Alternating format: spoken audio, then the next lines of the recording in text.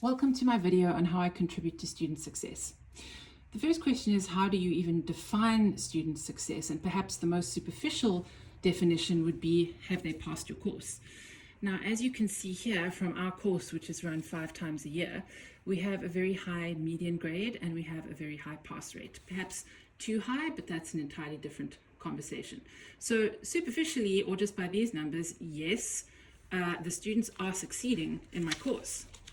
But if you look more closely at how students are performing, you can see that if a student fails, they are more likely to be in redress category 1. So every column that's got a purple dot is a redress category 1. And redress category 1 is probably the most disadvantaged student that gets into UCT. And you can see that the failures are usually in redress categories. You can also see that the top performing students, and that is this dark block over here. So you can see here there's an open category, previously advantaged and usually white students. There's some top performers in there, and it's paired redress category students. There are no very high percentages there. So you can see that the top performing students are far more likely to be open category admissions, i.e. white and privileged backgrounds. Now, there's a lot of work to be done. These gaps trace all the way back to schooling, and I cannot fix them. The best thing I think I can do is create an enabling learning environment so that students can approach us for any kind of academic help. So students are generally passing, but there's still work to be done. We can look at other outcomes by which to measure success. This is a set of graduate attributes adopted by our Faculty of Health Sciences. You've got the healthcare practitioner in the middle, communicator, collaborator, leader and manager, health advocate, scholar, and professional. It's extremely difficult to determine whether students have attained these attributes on graduation, but my teaching and several aspects of assessment explicitly link to these, so I am actively thinking about them. But I am far more interested in the unmeasurable entity of how students actually get through their degrees and careers, which I'm going to illustrate with a visual metaphor. Here we have the NBCHB River and life, and on this side we will eventually hopefully enter into the forest of doctoring and life, because you cannot take the person out of the degree or the profession, so there's always life to contend with. Now here's a student who needs to cross the river and navigate its many hazards. Okay, the NBCHB River can be a very difficult river to cross, and this is me. I'm there to walk beside them and help them, and my primary interest for the students is in helping them to thrive as they cross the river and beyond. Now, I looked for an academic definition of what it actually means to thrive, and I found some excellent research which has been supported by UNICEF, UNESCO, and the WHO, and they have concluded that there are 10 life skills that are required for someone to be able to thrive in the modern world. And I'm going to address each one and describe how I hope to contribute to the skill set. Now, I am in no way saying that I'm single-handedly achieving this with all or some students all the time in every way, but I am saying that considerations of thriving and well-being are what explicitly underpin all of my thinking about teaching and learning. Right, let's just get these out of the way.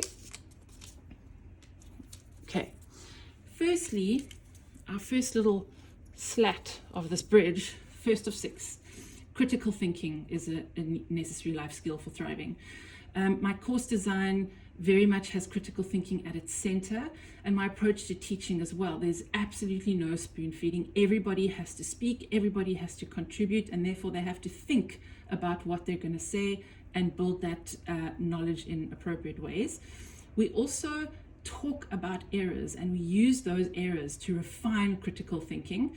So we use them as fodder to improve diagnostic approaches and management approaches.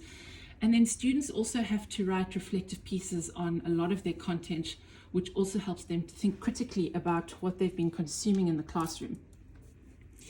The second slat of this bridge here is creative thinking. So Students are often invited to create in my classroom. They are invited to bring their life experiences in order to create something that they are going to learn from. My approach to teaching is very creative and unexpected, and I think that also helps them think about how one can learn and how one can teach. In their reflective pieces, they are not required to submit them in any particular format, so there's a lot of room for creativity there, and they maximize it. They write poetry, they draw pictures, they do all kinds of things to express themselves. And we are always thinking about resource constraints. So what are creative ways to manage the resource constraints that we face in the South African health landscape? Okay, the next slat of this bridge that we're building is empathy. Now, clearly, all the topics that I teach require a lot of empathy to teach, and they require a lot of empathy to discuss with patients. So the nature of the content taught and the overall approach and how I am with the students leans heavily into empathy and compassion, both for the patient and the self. Then we've got problem solving.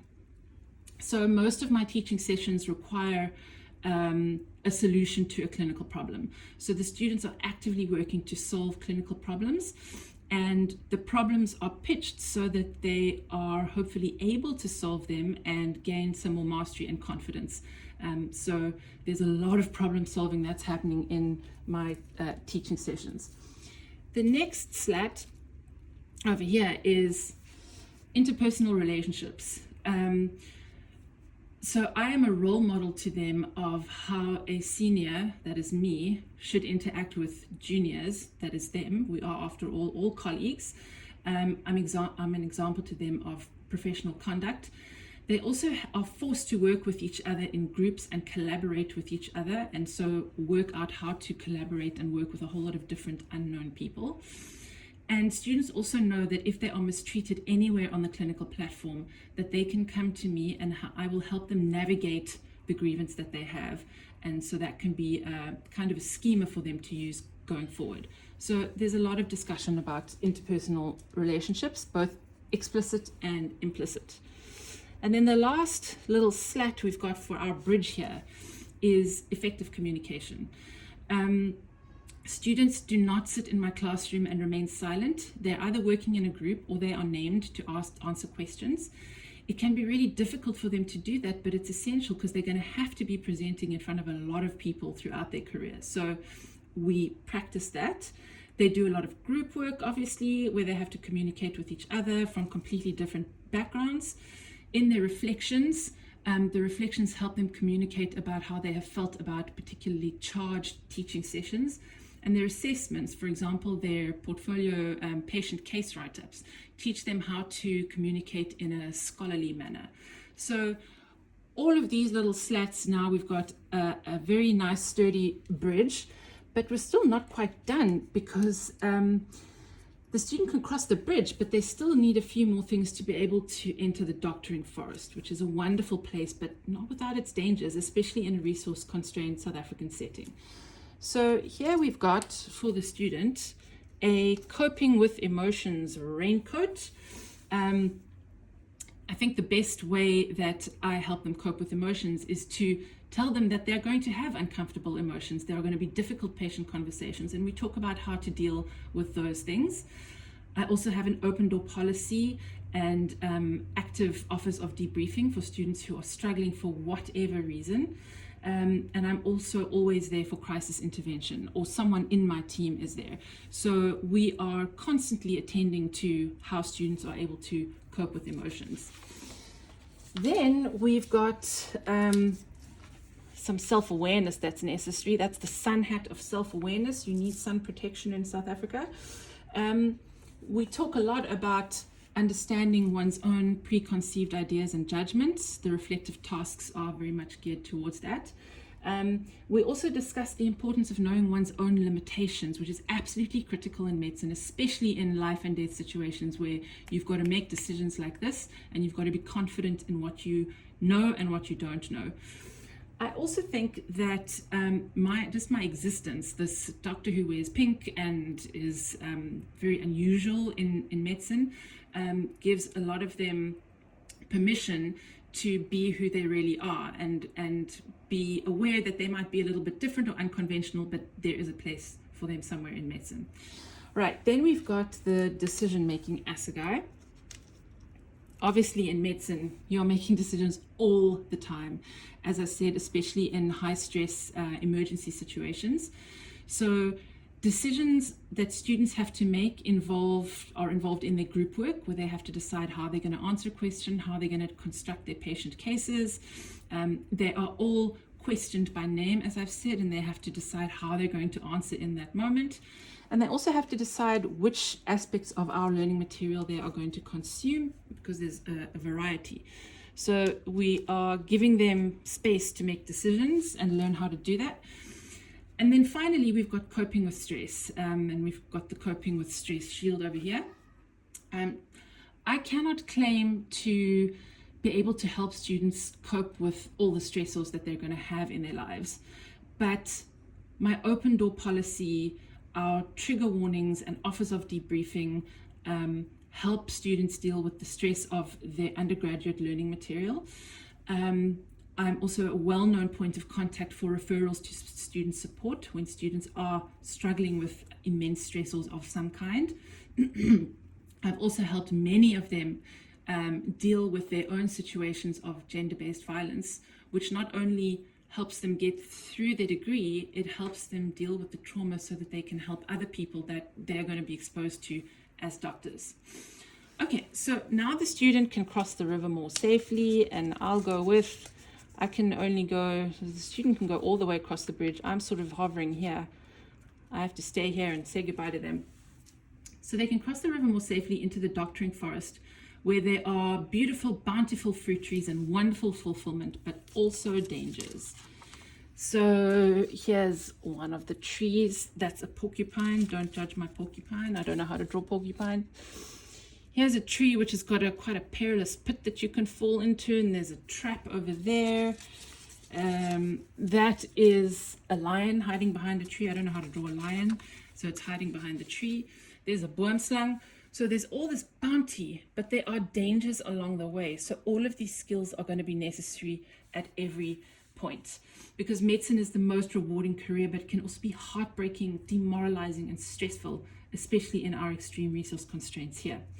Now, one of these trees is mine. It shows the fruits of my labor from many unsolicited messages from previous students. They tell me how the help I gave them to cross the river was life-changing, or how their learning prepared them for practice in women's health in South Africa, or how they've been able to help so many victims of gender-based violence, or they've become patient advocates, or that they want to follow in my footsteps because I was such a good role model for them. All of these little pieces tell me that I am helping them cross the river and navigate the forest in many ways, demonstrating my contribution to student and person and doctor success. Thank you.